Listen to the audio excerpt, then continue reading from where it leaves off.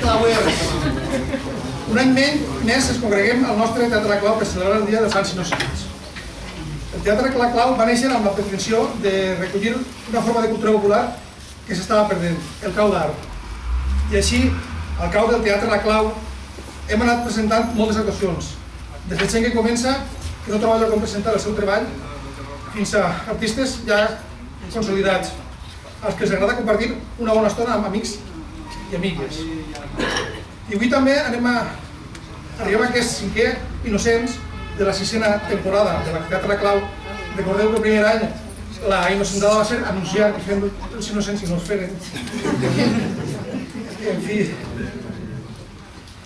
Bueno, la nit de Sant Joan és el revers d'aquesta...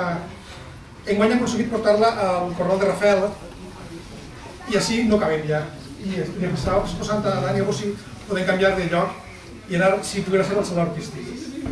Allí s'on va néixer el caudar i on se feien caudars tota la vida. Seria una manera de recuperar aquest espai.